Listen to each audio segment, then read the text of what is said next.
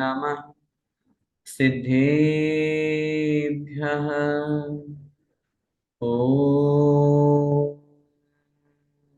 नमः सिद्धेभ्यः। ॐ नमः सिद्धेभ्यः। नमो अरिहन्ताणं नमो सिद्धाणं नमो आयर्याणं नमो उवज्झायाणं नमो लोये सव्यसागुणम् मोक्षमार्गस्य नेतारम् भेत्तारं कर्मभूभृताम् ज्ञातारं विश्वतत्त्वानां वन्दे तद्गुणलब्धये। वन्दे तद्गुणलब्धये। वन्दे तद्गुणलब्धये। पंच परमेष्टि भगवान की जय। द्वादशांग जिनवाणी माता की जय। आचार्य भगवंत श्री उमा स्वामी मुनि महाराज की जय। चारित्र चक्रवर्ती आचार्य श्री शांति सागर जी महामुनिराज की जय। संत शिरोमणि आचार्य भगवंत 108 श्री विद्यासागर जी महाराज की जय। पूज्य गुरुदेव निर्यापक श्रमण मुनि पुंगव श्री सुधा सागर जी महाराज की जय। अढ़ाई द्वीपस्थ समस्त महामुनिराजों की जय।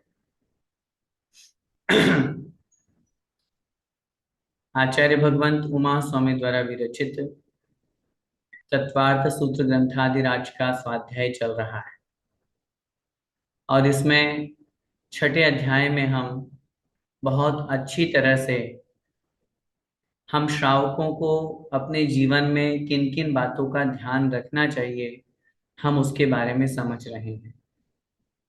वर्णन चल रहा है आठों कर्मों के आश्रव का। कल की कक्षा में हमने ज्ञानावरण, दर्शनावरण और मोहनीय इन कर्म के बारे में, वेदनीय कर्म के बारे में समझा। क्या करने से ज्ञानावरण कर्म का आश्रव होता है? हमारे मन में हमेशा एक विकल्प रहता है, हमें याद नहीं होता। हम बहुत याद रखने की कोशिश करते हैं लेकिन भैया जी हमको याद नहीं होता। ये बहुत लोगों की शिकायत है हमारे पास। हम उनसे पूछते हैं आपको याद नहीं रहता, अगर ऐसा है तो अभी आप बता सकते हैं कि आपका गोल्ड का नेकलेस कहाँ रखा है? आप अभी बता सकते हैं कि आपके किचन में नमक का डिब्बा कहाँ रखा है? हम कैसे कह दें कि याद नहीं रहता? उत्तर मिलेगा, धर्म की बातें याद नहीं रहती। संसार की बातें, अधर्म की बातें, लोक व्यवहार की, वो तो इतनी याद है। 10 साल पहले मेरी पड़ोसन ने, मेरे रिश्तेदार ने मुझे क्या कहा था सॉरी, वो हमको याद है। किस बात पर हमारी लड़ाई हुई थी वो हमको याद है। इसलिए पहली बात तो अपनी जो मन स्थिति है उसको हम ठीक करें। हमें याद रहता है, बस फर्क इतना है जो हमारी आत्म कल्याण की बातें हैं वो हमको याद नहीं रहती। और वो भी अगर याद नहीं रहती है तो उसके भी पीछे कारण है, हम कहीं ज्ञानावरण कर्म का विशेष आश्रव तो नहीं कर रहे। प्रदोष, निंदा, मात्सर्य, अंतराय, आसादन और उपघात अपन ने समझा। आप किसी में दोष लगा रहे हैं, उसकी गलती नहीं है फिर भी आप उसको गलती मान रहे हैं, कह रहे हैं, ये आपने अपने ज्ञानावरण कर्म का बंद कर लिया, अवर्णवाद कर दिया, मिथ्यात्व का बंद हो गया। आप जानते हैं कि वो वहां दर्शन करने जाएगा, उसको बहुत अच्छे से दर्शन हो जाएंगे, सारी सुविधाएं मिल जाएंगी, फिर भी आपने उसको बरगला दिया, आपने उसको डिस्ट्रैक्ट कर दिया, दर्शनावरण कर्म का आश्रय कर लिया। वेदनीय कर्म में हमने कल भी कहा था, हम सब चाहते हैं हमें सुख मिले, हम सब चाहते हैं हम दुख से बचें, तो करो ना। ये सूत्र इसीलिए तो दिया आचार्य उमा स्वामी महाराज ने हम लोगों को। यदि हम दुख से बचना चाहते हैं तो जो दुख के कारण हैं असाता वेदनी कर्म के आश्रव के कारण हैं, उनसे दूर हो जाएं। उनको बंद कर दें। दुख शोक ताप आक्रंदन वद परिदेवन, क्यों हम शोक मनाते हैं? कोई भी व्यवस्था हमारे कर्म के अधीन है। मैंने कल भी कहा था, कोई भी व्यक्ति हमें सुखी दुखी नहीं कर सकता।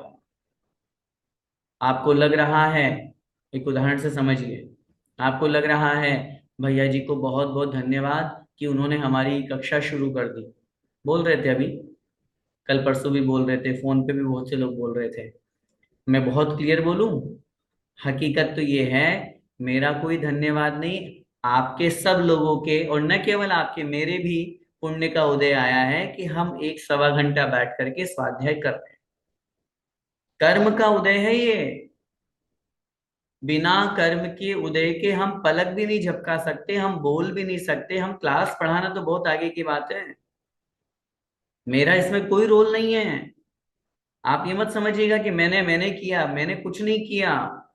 जितने विद्यार्थी, जितने लोग पढ़ रहे हैं, कहीं ना कहीं उन लोगों की भावनाएं यहां तक पहुंची है, और कर्म ने ऐसा संयोग बनाया कि अपना स्वाध्याय शुरू हो गया।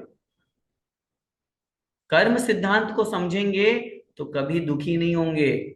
और यदि इसी में अपने को अपने हाँ हाँ मैंने शुरू किया, हाँ इतने लोग कह रहे थे इसलिए शुरू किया है, अभिमान अहंकार आ गया, गई भैंस पानी में, वही कर्म बंद हो गया। आपने वो क्रेडिट अपने ऊपर ले लिया, हमने कुछ किया ही नहीं। ऐसे ही सुख प्राप्त करना चाहते हैं, जो सुख के उपाय हैं, व्रतियों को दान देना, जीवों के ऊपर दया और करुणा करना, व्रत नियम संयम का चारित्र का पालन करना, क्रोध को शांत रखना, और लोभ से दूर रह करके अपनी आत्मा को पवित्र बनाने का प्रयास करना, इसका नाम क्या है? साता वेदनी के आश्रव के कारण। मोहिनी कर्म में दो भेद अपन ने पढ़े थे, चारित्र मोहिनी और दर्शन मोहिनी। दर्शन मोहिनी के आश्रम में आचार्यों ने लिखा है, जहां पर केवली शुद्ध संग धर्म देवा वर्णवादो दर्शन मोहस्य।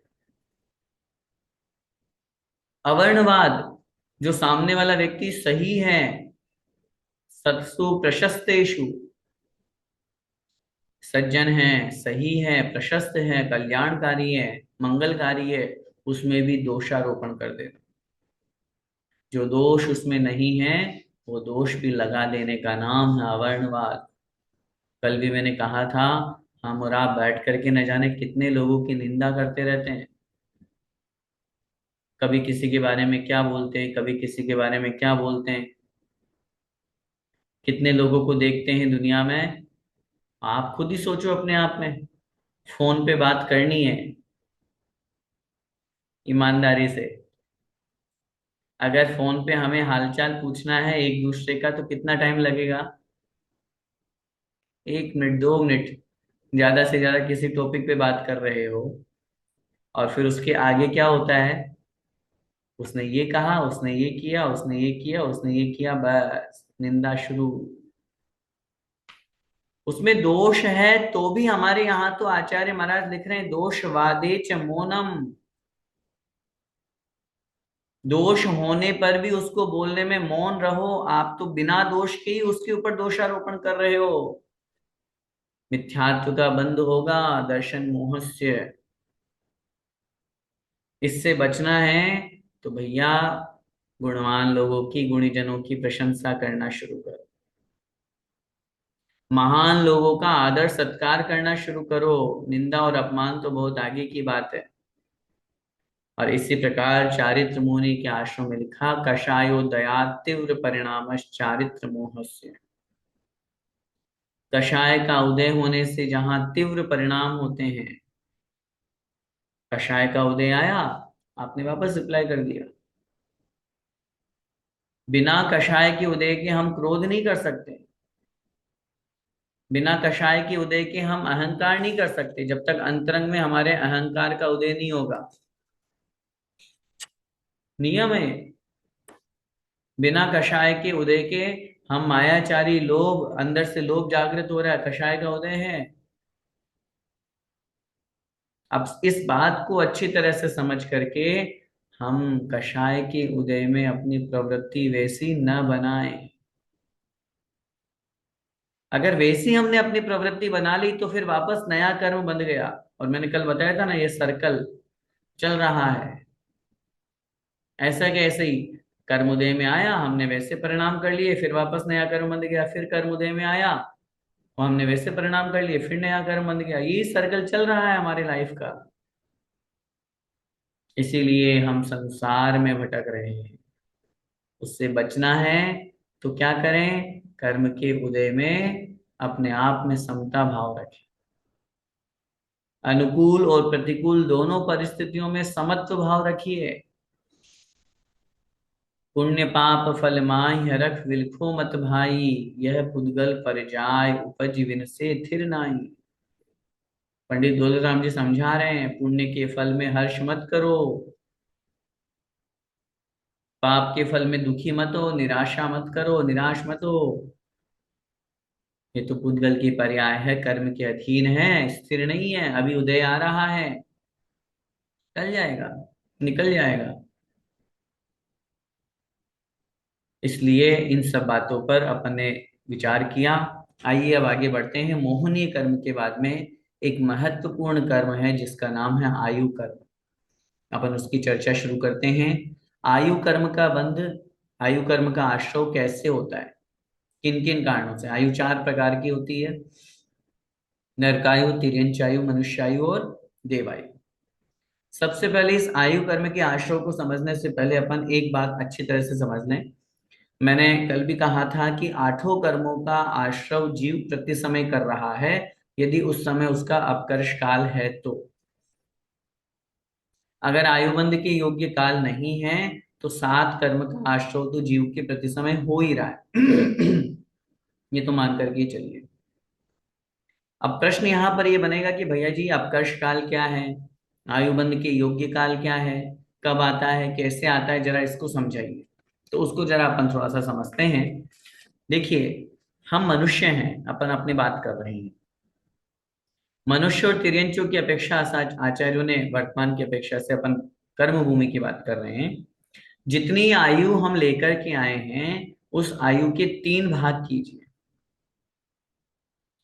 तीन भाग करने के बाद में दो भाग निकाल दीजिए और तीसरा भाग जब शेष रह जाए तब उस समय आयु बंध के योग्य पहला अपकर्ष काल आता है, जिसे कहा जाता है आयु का त्रिभाग शेष रहने पर।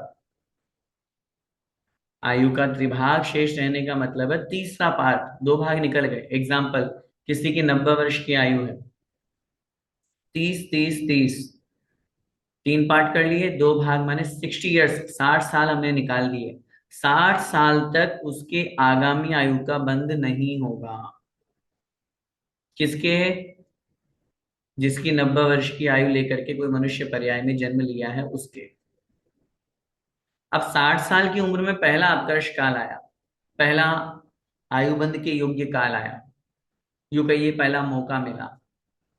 अब अगर उसमें उसने आयुबंध कर लिया तो ठीक, नहीं कर पाया तो वापस नेक्स्ट के लिए टल जाएगा, आगे के लिए। अब 30 साल बचे, उसके वापस तीन पार्ट करो, 10 10 10, फिर दो पार्ट निकाल दीजिए, मतलब 20 साल और निकल गए। 60 के बाद में 20 और मतलब 80 साल। 80 ईयर्स की एज में उसका दूसरा अपकर्ष काल आएगा, दूसरा योग्य काल आएगा। अगर उसमें आयु बंद हो गया तो ठीक, नहीं तो फिर आगे के लिए टल जाएगा। फिर 10 साल बचे, उसको फिर तीन पार्ट करो। एग्जाम्पल से समझने के लिए उस 10 को 9 समझ लीजिए, 3 3 3, 6 साल फिर निकाल लीजिए। 86 ईयर में फिर उसका अपकर्ष काल आया।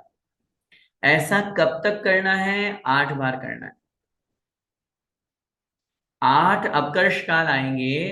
हो सकता है 8 में से किसी एक अपकर्ष काल में आयु बंद हो जाए, किसी दो में, किसी तीन में, किसी चार में। लेकिन ये नियम समझिएगा, एक बार जिस आयु का बंद हो गया फिर वो आयु छूटती नहीं है, चेंज नहीं होती। जिस आयु का हमने बंद कर लिया वो आयु नियम से हमारी बंद गई और अगले पर्याय में नियम से उस आयु में जाना पड़ेगा। फर्क इतना हो सकता है कि उस आयु में कमी कमी बड़ी हो सकती है, कम ज्यादा हो सकती है। जिससे शास्त्रों की भाषा में कहते हैं उत्कर्षण अपकर्षण, वो हो सकता है, जैसे राजा श्रेणिक ने किया। मुनि महाराज के गले में मरा हुआ सांप डाला, क्रोध रूप परिणाम थे, देश भाव था, 7वें नरक की 33 सागर की आयु बांध ली थी। बाद में परिणामों में विगलन हुआ, परिणाम अच्छे हुए, विशुद्ध परिणाम हुए, क्षमा का भाव हुआ, प्रायश्चित का परिणाम हुआ। उससे क्या हुआ? वही 33 सागर की आयु घट करके 84,000 वर्ष रह गई पहले नरक में। लेकिन जाना पड़ेगा नरक में, नरकायु का बंद हो गया है तो नरक में तो जाना ही पड़ेगा। अब सबसे बड़ी बात, प्रॉब्लम ये है, हमें क्या पता हमारी कितनी आयु है। बहुत से लोग कहते हैं भैया जी हमें पता चल जाता है कि हमारे आयु बंद हुआ कि नहीं हुआ। हम कहेंगे अगर हमें ये पता चल जाए हमारी आयु कितनी है तो पता चल जाएगा।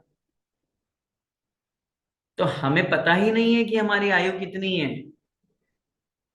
अगर हमें ये पता चल जाए कि हमारी आयु इतनी है, तो ईमानदारी से मन में बताओ, फिर शुरू के 2 पार्ट तक तो हम खाएंगे पिएंगे घूमेंगे ऐश करेंगे, है ना? क्यों? जब 2 पार्ट तक आयु नहीं बन रही है तो फिर हम क्यों फालतू में धर्म करें? इसलिए हमें नहीं पता हमारी आयु कितनी है। क्या पता आयु 30 वर्ष की हो, 35 वर्ष की हो, 40 वर्ष की हो, 50 वर्ष की हो।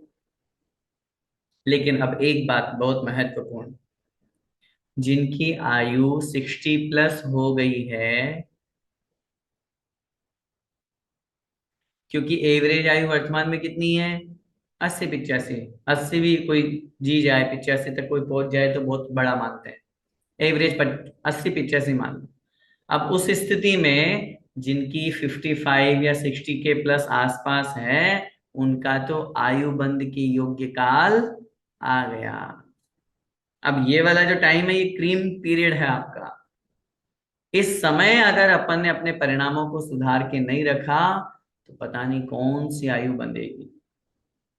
वैसे तो प्रत्येक जीव को हमेशा ही अपने परिणामों को सुधार के और अच्छे परिणाम बना के रखना चाहिए, क्योंकि मैं कह रहा हूं ना, हमें क्या पता हमारी आयु कितनी है। क्या पता मेरी आयु 35 वर्ष की हो, तो हमें नहीं पता। हम तो अपने परिणामों को बहुत अच्छा अच्छा अच्छा बना करके रखें। लेकिन जो 55+ हो गए हैं उनका तो चांस पक्का है ना, उनकी तो गारंटी है। इसलिए इस बात को बहुत अच्छी तरह से गंभीरता से समझ करके और अपन को अपनी आगामी भव की तैयारी करनी है।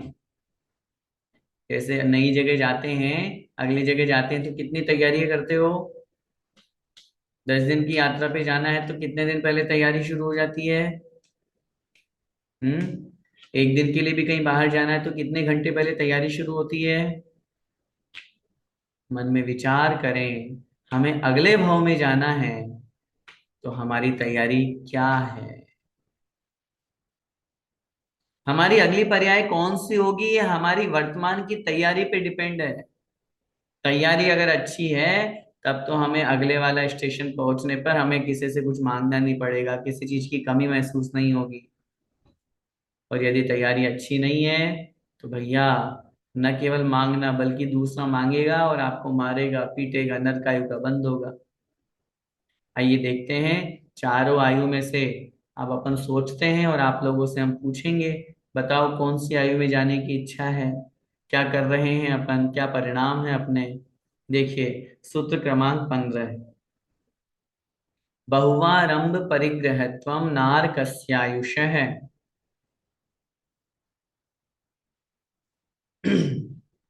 बहुवारंभ परिग्रहत्वम नारकस्यायुषः। पदच्छेद करेंगे, बहु आरंभ परिग्रहत्वम नारकस्य आयुषः। बहु आरंभ, बहु माने बहुत, आरंभ माने हिंसा, परिग्रहत्वम और परिग्रह करना, परिग्रह से युक्त होना, नारकस्यायुषः नारकायु के आश्रव के कारण है। बहुत ज्यादा हिंसा करना और बहुत ज्यादा परिग्रह संचय करना, ये हमारे लिए नरकायु के आश्रव का कारण। अगर कोई नरक में जाना चाहता है तो क्या करे? खूब हिंसा करें, खूब हिंसा करें, खूब झूठ बोले, खूब पाप करे। जिस रूप में वो अपना करना चाहता है उस रूप में वो कर सकता है। और अपने बारे में अपन विचार करें, अपने पास परिग्रह क्या है, कितना है।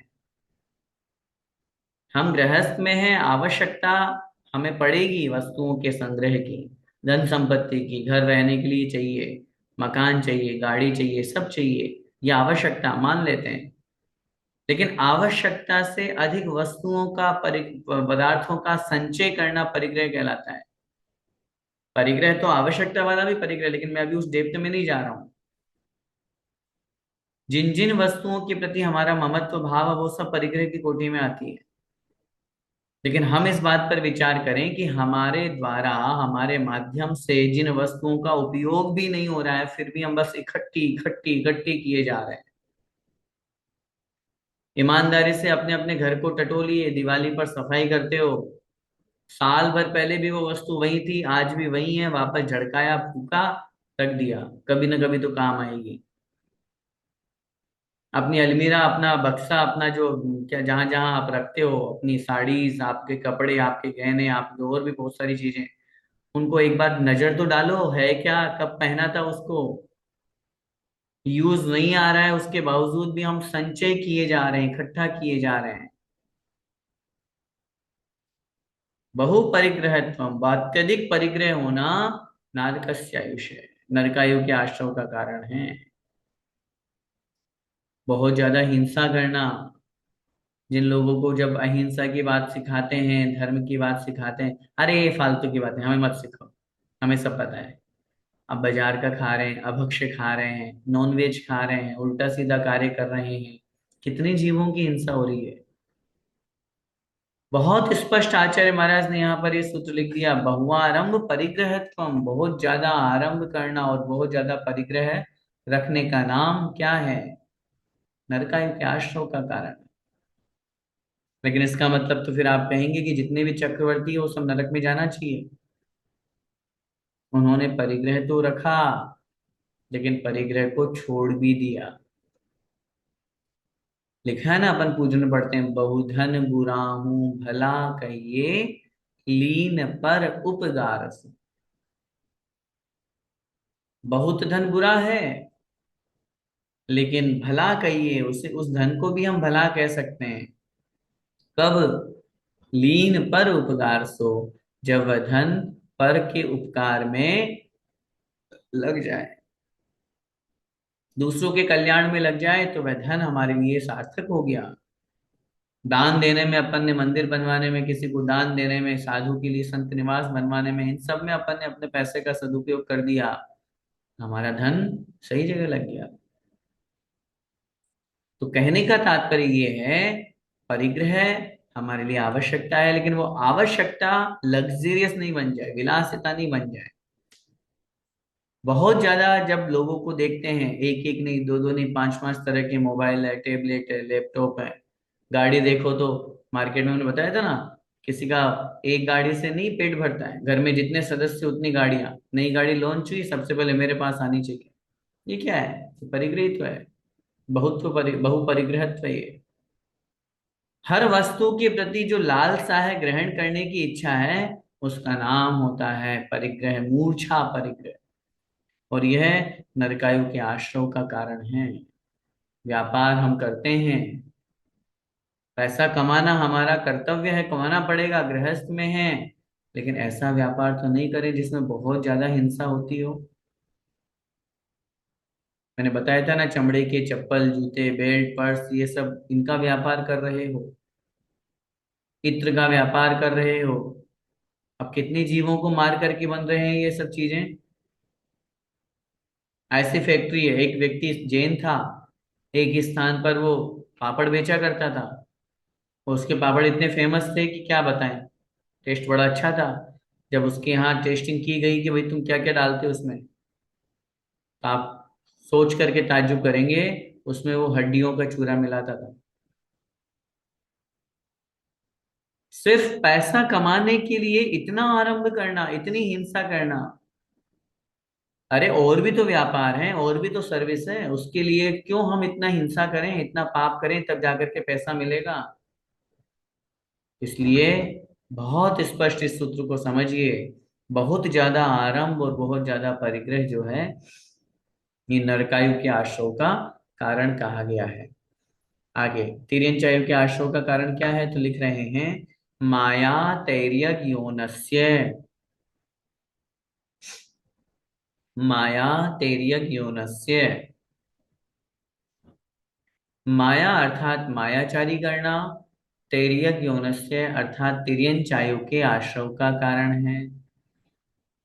मायाचारी, छल कपट, धोखा देना, चीट करना, बदमाशी करना, नकल करना, रिश्वत लेना, ये सब मायाचारी के रूप हैं। मन वचन काय में कुटिलता, मन में कुछ, वचन में कुछ, और शरीर से कुछ, इसका नाम क्या है, मायाचारी। और मायाचारी करने वाला कहाँ जाता है, तिर्यंचाय में। अब बताओ हम कहाँ की तैयारी कर रहे हैं।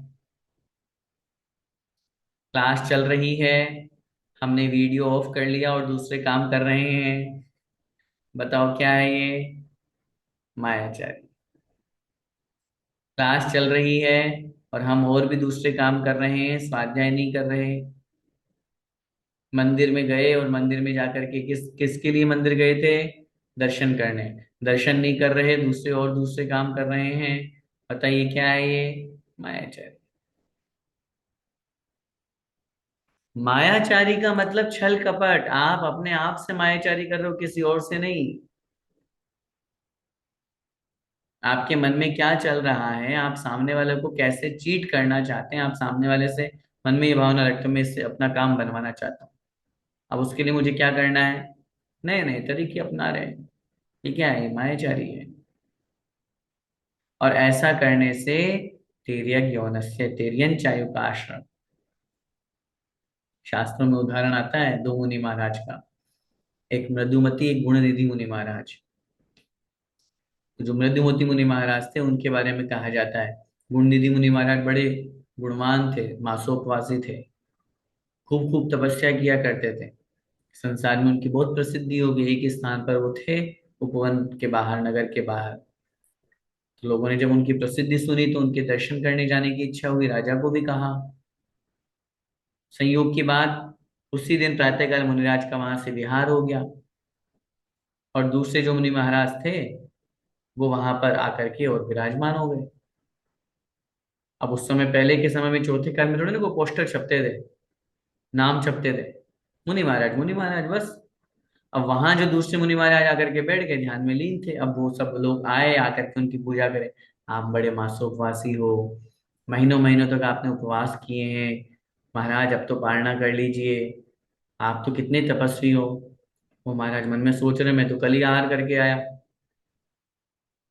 और मैं आंख खोल करके इनको कह दूं भैया मैं नहीं हूं, कोई और होंगे, तो ये जितनी पूजा पाठ हो रही है ये सब बंद हो जाएगी। आचार्यों ने लिखा, आदि पुराण काल लिख रहे हैं, उन्होंने वो प्रशंसा चुपचाप सुनते रहे। छल कपट मायाचारी का भाव मन में आ गया, वो सुनते रहे, और उसका परिणाम ये हुआ, उसका असर ये हुआ, उनका उसी समय आयु बंद हुआ, और तिरिंच आयु में जाकर के वो हाथी बने। सोचिए, कोई अगर हमारी झूठी प्रशंसा कर रहा है, पहली बात तो प्रशंसा में फूलना ही नहीं, प्रशंसा को स्वीकार करना ही नहीं। कोई प्रशंसा करे तो सब गुरुदेव का आशीर्वाद है। किसी विद्यार्थी के सक्सेस का बहुत बड़ा फार्मूला बताऊं, वो तो विद्यार्थी नहीं, हम भी कर सकते हैं। विद्यार्थी तो एक एग्जाम्पल दे रहा हूँ। जब वो मेरिट में आता है, जब उससे पूछते हैं आप अपनी सफलता का श्रेय किसको देना चाहते हो, तो वो बोलता है ये तो मेरे गुरुजनों का, मेरे माता पिता का आशीर्वाद है। अब बताओ, माता पिता ने जाके कॉपी में लिखा क्या एग्जाम में, गुरुजन ने जाकर के कुछ किया क्या, लिखा उसने, मेहनत उसने करी, लेकिन क्रेडिट किसको दे रहा है, अपने से बड़ों को, गुरुजनों को, माता पिता को। यही तो नीति है। और यदि हमने कहा हाँ मैंने किया, वो कौन होते हैं? मेहनत मैंने करी, रात को 12 1 1 2 2 बजे तक मैं पढ़ाई करता था, मैं मेहनत करता था, मैंने अपनी आंखें खराब करी, मैंने अपनी नींदें खराब करी, मैंने मोबाइल दूर कर दिया, मैं क्रिकेट नहीं खेलता था, सारी चीजें अपन बोल रहे हैं। मेरी मेहनत है, मैं अपनी मेहनत से पास हुआ हूं, मैं अपनी मेहनत से मेरिट में आया हूं। तो वहां वो सफलता तो मिलना तो बहुत दूर की बात, लेकिन ये ध्यान रखिएगा, आपके अंदर अभिमान जागृत हो गया, अहंकार आ गया। यहां तो प्रशंसा होने पर भी आप उसको अपने आप में स्वीकार कर लिए, और कोई झूठी प्रशंसा कर रहा है तो और खुश हो रहे हैं, हाँ बढ़िया है, खूब नाम के आगे खूब विशेषण लगाए जा रहे हैं, भैया जी ऐसे, भैया जी ऐसे। और भैया जी को पता ही नहीं है कि भैया जी कैसे हैं। नहीं, छल कपट का भाव मन में आ रहा है मायाचारी, तिरंचायु का आश्रय हो जाएगा। तुरंत रोकिए, बोलिए भैया मैं नहीं हूं ऐसा, ये आपकी भावना है, ये आप कह रहे हो, ये आपका गुणानुवाद है, ये आपकी आपका बड़प्पन है ये। लेकिन वास्तव में मैं अपनी हकीकत में जानता हूं कि मेरे अंदर क्या गुण है और क्या अवगुण है। इसलिए कभी भी घर परिवार में, अपने रिश्तेदारों में छल कपट का भाव नहीं। जो है, लाइफ इज ओपन बुक, खुली किताब रखिए ना जीवन को। क्यों हम छिपा छिपा करके काम करते हैं अपनी लाइफ को? जिंदगी प्याज के छिलकों की तरह निकलती जा रही है, निकालते जाओ, ओरिजिनल ही नहीं आ रहा। हमारी लाइफ क्या है, हम क्या है? हम दूसरों के सामने कुछ हो रहे हैं, अपने आप के लिए कुछ हो रहे हैं, मंदिर में कुछ हो रहे हैं, दूसरों के लिए कुछ हो रहे हैं। मैं तो हमेशा एक एग्जांपल देता हूँ, मंदिर में दर्शन करने जा रहे हैं, पब्लिक बहुत सारी है, दुनिया देख रही है हमको, दर्शन करने आए हैं, हमारा दर्शन करने का तरीका अलग होगा। और कभी दोपहर में अकेले में जाओ, जिस समय मंदिर में कोई नहीं है, उस समय दर्शन करने का, सही कह रहा हूँ? टटोलिए अपने अपने मन को। हम दर्शन भी दूसरों को दिखाने के लिए कर रहे हैं, छल कपट इसी का नाम है। चलो और दूर मत जाओ, जिनवाणी स्तुति के बाद 9 बार नमोकार मंत्र बोलते हैं, पूजन के बाद 9 बार नमोकार मंत्र बोलते हैं।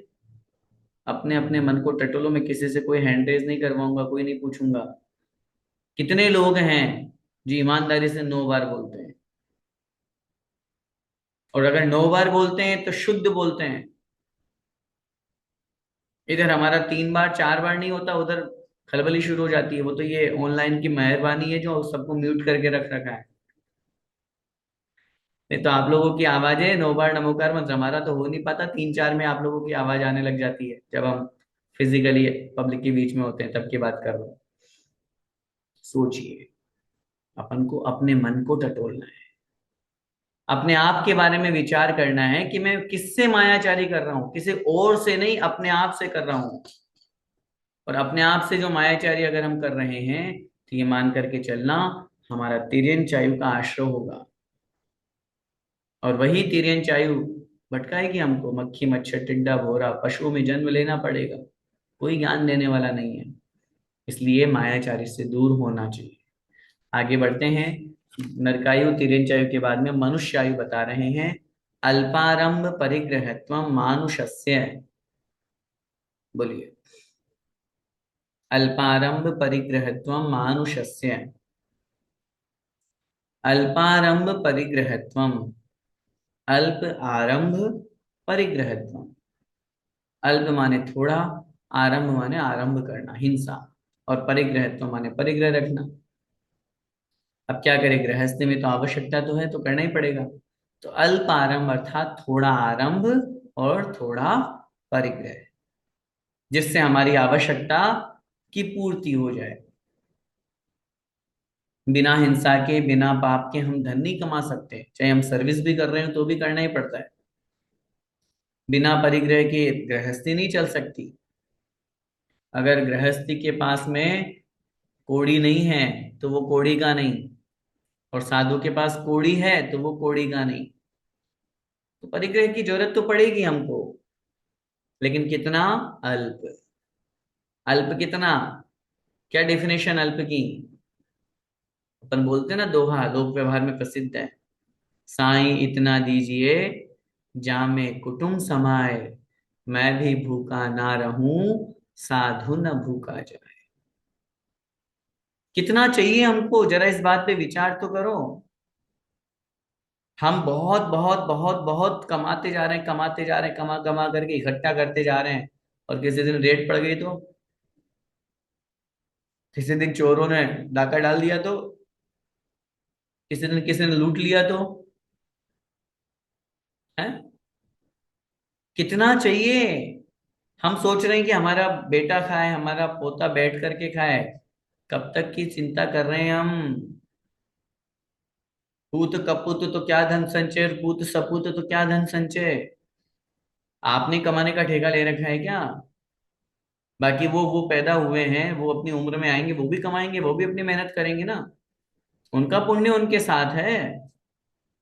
इसलिए चूंकि मनुष्य पर्याय से ही आत्म कल्याण होता है, मनुष्य पर्याय से ही मोक्ष की सिद्धि होती है, इसलिए अपन सबको बस थोड़ा आरंभ और थोड़ा परिग्रह रखते हुए वापस यही भावना भानी चाहिए कि भगवान हमें पुनः मनुष्य पर्याय मिल जाए, कर्म भूमि मिल जाए, चौथा काल मिल जाए, किन्हीं न किन्हीं तीर्थंकर या केवली का सानिध्य मिल जाए, ताकि हम अपना आत्म कल्याण कर सकें।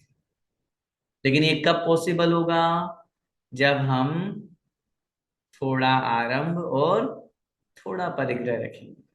हाँ, बहुत में अगर आ गया तो फिर भैया मनुष्य नहीं, फिर तो सीधा नरक में जाना पड़ेगा। अपन उससे बचे। देवायु के आश्रव के कारण, और आगे और बता रहे मनुष्य आयु में, अगला सूत्र देखिए। स्वभाव मार्दवम च, स्वभाव मार्दवम, स्वभाव में मार्दव माने मृदुता होना, कोमलता होना। स्वभाव में कोमलता होने का मतलब कठोर भाव नहीं होना, कटु भाव नहीं होना, बड़ा सरल स्वभावी होना। कैसा स्वभावी है?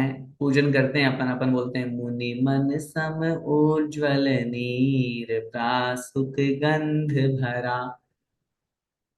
कौन सा जल लाया हूं भगवान मैं आपके चरणों में? मुनि मन सम उज्ज्वल नीर। जैसे मुनि महाराज का मन बिल्कुल निर्मल, स्वभाव बिल्कुल शांत। मुनि महाराज के मन में किसी के प्रति कोई दुश्मन आ जाए तो गुस्सा नहीं करते, कोई उनका बड़ा भक्त आ जाए, शिष्य आ जाए तो बड़ा प्रसन्न हो जाते हैं, नहीं। समता परिणाम। ऐसे ही स्वभाव में मृदुता, उनका स्वभाव देखिए नवनीत की तरह कोमल होता है। आचार्य श्री का स्वभाव कैसा था? हैं? इतना कोमल, इतना कोमल कि हम और आप इमेजिन भी नहीं कर सकते। और जब अनुशासन की बात आए, डिसिप्लिन की, अपनी और अपने संघ की नियमों की बात आए, तो इतना कठोर, इतना वज्र भी नहीं हो सकता। स्वभाव इतना कोमल, स्वभाव में इतनी मृदुता, इतनी सरलता, कि वास्तव में देखिए ना, आचार्य ज्ञान सागर महाराज जो दादा गुरु हैं, उनके जीवन में कैसा, इतने उत्कृष्ट ज्ञानी ध्यानी तपस्वी साधु होने के बावजूद भी एक 22 वर्ष के नवयुवक को दीक्षा देने के बाद 26 साल की उम्र में उनको आचार्य बना दिया। और न केवल आचार्य बनाया, आचार्य बनाने के बाद उनके चरणों में बैठ करके हाथ जोड़ करके अपनी समाधि की प्रार्थना कर रहे हैं। जिसको दीक्षा दी है, जिसको आचार्य पद दिया है, अपने आप के परिणामों को इतना मृदु कर दिया, इतना हल्का कर दिया, इतना सरल और निर्मल बना दिया, नरम बना दिया। चरणों में बैठ करके प्रार्थना करना कितनी बड़ी बात है। हमसे अपने से छोटे से जय जिनेन्द्र नहीं हो पाती है आगे होके। बोलो, सच कह रहा हूं, ईमानदारी। अपने से कोई छोटा हो, परिवार में हो, समाज में हो, उससे जय जिनेन्द्र नहीं हो पाती है। मैं क्यों करूं आगे से? क्या बोलते हैं अपन? बताओ, वो कितने छोटे थे और क्या थे? शिष्य थे, उन्होंने बनाया उनको, उन्होंने पैदा किया शिष्य के रूप में, और फिर भी हाथ जोड़ के नमोस्तु। वही मृदुता का भाव आचार्य श्री में देखो। अपने शिष्यों के प्रति इतना अनुराग, अपने शिष्यों के प्रति ऐसा परिणाम। अभी अभी हमें एक प्रसंग सुनने को मिला, और कभी नोट नहीं किया, लेकिन जब सुना तो वास्तव में ये पता चला कि वास्तव में आचार्य श्री जब भी दीक्षा देते थे किन्हीं भी मुनि महाराज को, और जैसे ही वो दीक्षा के संस्कार हुए, कपड़े उतार करके उन्होंने फेंके, सबसे पहले आचार्य श्री नमोस्तु करते थे उनको। एक बार दुर्लभ सागर महाराज जी ने एक प्रसंग सुनाया। शाम के समय प्रतिक्रमण का अवसर था और पूरा संघ बैठा हुआ था। आचार्य श्री बहुत मंद मंद मुस्कुरा रहे थे, प्रतिक्रमण कर रहे थे। तो महाराज जी ने पूछ लिया दुर्लभ सागर जी ने कि महाराज जी आज क्या बात है, आज आप मुस्कुरा रहे हैं? भाई अन्य दिवस में तो सामान्य रूप से जो प्रतिक्रमण होता है वैसा कर लेते हैं आचार्य वंदना प्रतिक्रमण में, तो ऐसी क्या बात है? तो आचार्य श्री ने कहा, बस मैं आप सब लोगों को देख करके मुस्कुरा रहा था। तो इसमें कौन सी बड़ी बात है महाराज, हम तो सभी प्रतिदिन आते हैं।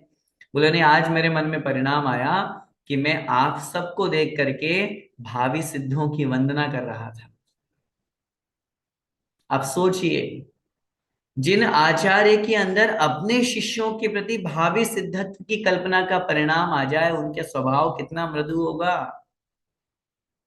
मैं तो सिद्ध बनूंगा ही बनूंगा, ये मेरा परिणाम, मेरा पुरुषार्थ है, लेकिन मैं अपने शिष्यों को भी, जो मुनि पद पर, मुनि अवस्था में चल पड़े, मोक्ष मार्ग पर चल पड़े, उनके लिए भी कितनी उत्कृष्ट भावना आचार्य श्री की रही। धन्य है ऐसे आचार्य श्री, सच में अपन तो बड़े सौभाग्यशाली हैं कि उनको अपन ने देखा, दर्शन किए, आहार दिए, चरणों में बैठ करके उपदेश प्राप्त किए, चरण छूने का अवसर, पाद प्रक्षालन, सब कुछ अपन को मिला। सदियों सदियों तक ऐसा समय निकलता जाएगा, लेकिन ऐसे महान संत नहीं होंगे वास्तव में। इसलिए स्वभाव मार्दवम च। अब इस सूत्र को यहां पर अलग क्यों दिया? जैसे आचार्य ने लिखा, स्वभाव में मृदुता होने से मनुष्यायु का भी आश्रय होता है और जैसे देवायु का भी आश्रय होता है, इसलिए इस सूत्र को यहाँ पर भिन्न दिया गया है। आगे देखते हैं। निःशील व्रतत्वम च सर्वेशाम। निःशील माने शील और व्रतत्व माने व्रतों से, निह माने रहित होना। 5 प्रकार के व्रत होते हैं: अहिंसा, सत्य, अचौर्य, ब्रह्मचर्य और अपरिग्रह। और शील व्रत 7 प्रकार के होते हैं: 3 गुण व्रत और 4 शिक्षा व्रत। तो 3 गुण व्रत, 4 शिक्षा व्रत माने 7 शील और 5 व्रत। इस प्रकार 12 व्रतों से रहित होने पर सर्वेशाम, सभी आयु में से किसी भी आयु का बंध हो सकता है। कहने का तात्पर्य है, जो व्रतों का पालन नहीं करते हैं, शील व्रतों का पालन नहीं करते हैं, उनके चारों आयु में से कोई सी भी आयु का बंध हो सकता है। देवायु में भी जा सकते हैं। मिथ्या दृष्टि देव जीव जो होते हैं वो देवायु का भी बंध कर सकते हैं, बहुनत्रिक आदि में, अथवा नौविक ग्रेविक तक भी मुनि बन करके जाते हैं। तो इसलिए उनके लिए कहा गया सर्वेशाम, सभी आयु की अपेक्षा से। अब देवायु के आश्रय बता रहे हैं। सराग संयम संयमा संयमा काम निर्जरा बाल तपांस देवस्य। बोलिए। सराग संयम संयमा संयमा काम निर्जरा बाल तपांस देवस्य।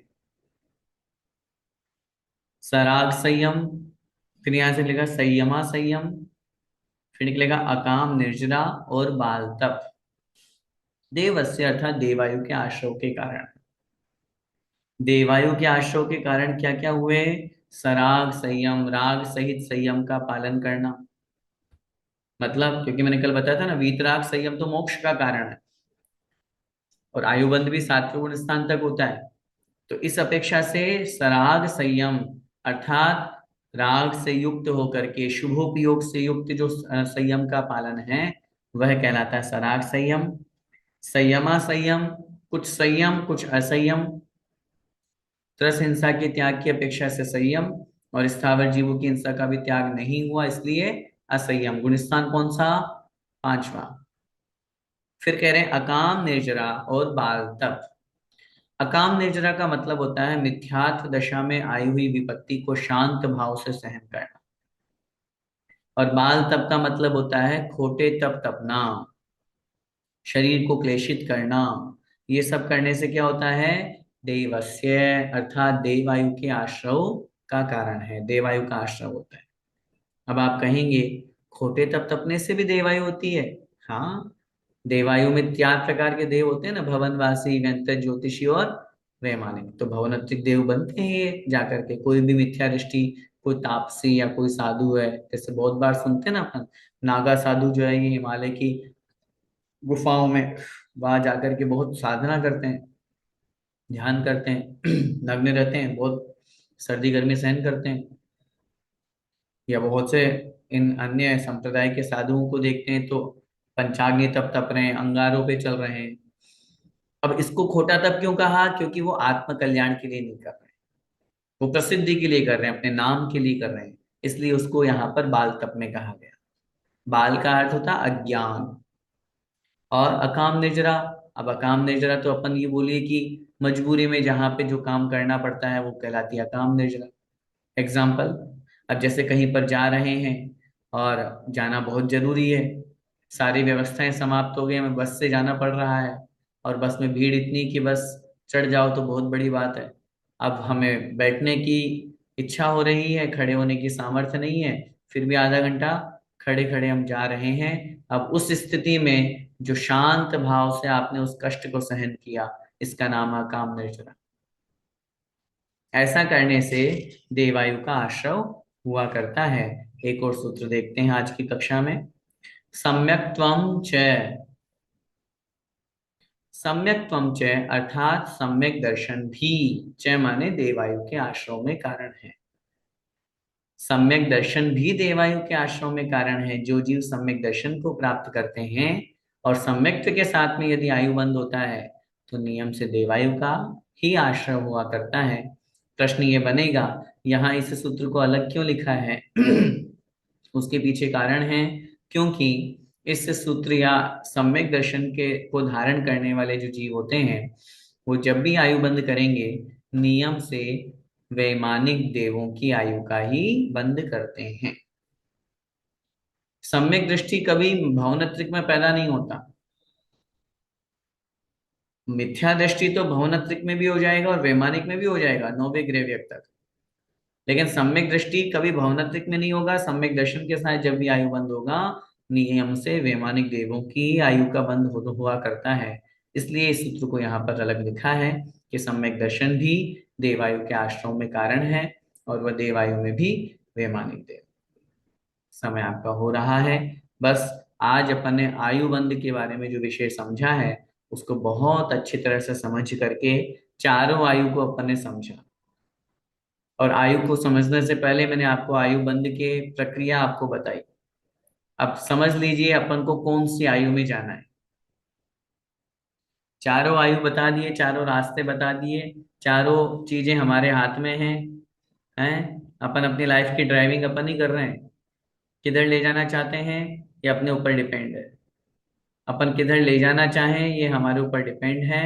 हम अपनी लाइफ को कहाँ ले जाना चाहते हैं।